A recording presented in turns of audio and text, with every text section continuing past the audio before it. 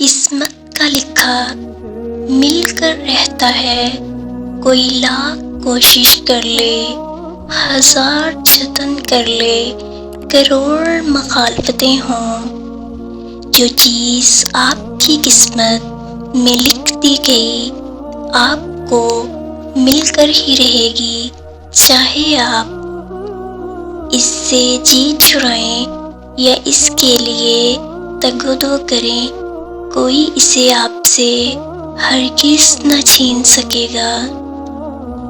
جو اللہ نے قسمت میں نہیں لکھا وہ کبھی مل ہی نہیں سکتا، چاہے زمین و آسمان کے تمام لوگ ہی آپ کے مامن کیوں نہ بن جائیں، مگر کبھی قسمت میں یہ لکھا ہوتا ہے فلاں چیز آپ کی ہے، مگر وہ آپ کو کوشش اور محنت سے ملے گی یا انتظار کے بعد ملے گی، یا ہو سکتا ہے انتظار کے بعد بھی وہ تو نہ ملے مگر اس سے زیادہ اچھی چیز دے دے اللہ۔ اگر کوئی چیز نہیں ملتی تو اس میں بھی بہتری اور مصلحت ضرور ہوتی ہے جو ہماری نگاہوں سے اوجھل رہتی ہے۔ ہمارا کام یہ ہے کہ ہم نے ہر حالت میں خود کو اللہ کے سپرد کر کے اپنا مقصد اللہ کی رضا کو بنانا ہے، وہ چیز ملے نہ ملے، اللہ جس حال میں رکھے اسی حال میں اس کا شکر ادا کرتے ہوئے اپنے نصب العین کی تکمیل کے لیے کوششاں رہنا ہے۔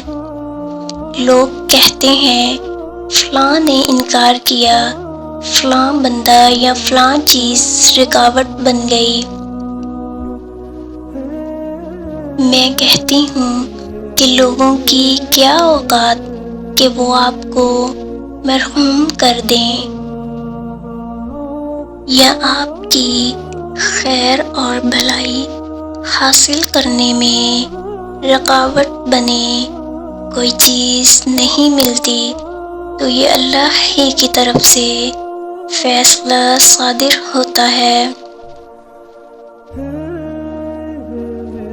اللہ بھلائی دینا چاہے تو زمین و آسمان کے جن و انس تمام تر زور لگا کر بھی آپ سے وہ خیر روک نہ سکیں گے،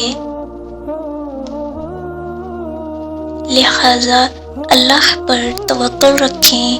اللہ پر بھروسہ رکھنے والے کبھی خالی ہاتھ نہیں لوٹائے جاتے بلکہ خواہش سے بڑھ کر سیر کیے جاتے ہیں۔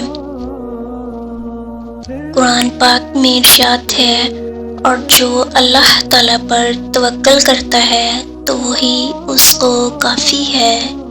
ایک اور جگہ اللہ فرماتے ہیں، جن لوگوں نے صبر کیا تو وہ اپنے رب ہی پر بھروسہ کرتے ہیں۔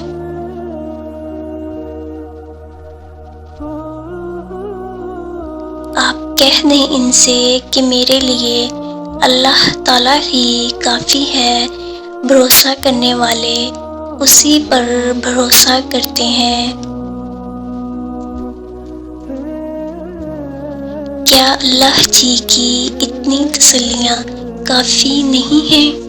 ہمیں ہر حال میں اللہ تعالیٰ پر یقین رکھنا چاہیے، بے شک وہی ہمارا سچا دوست اور مہربان مخلص ساتھی ہے۔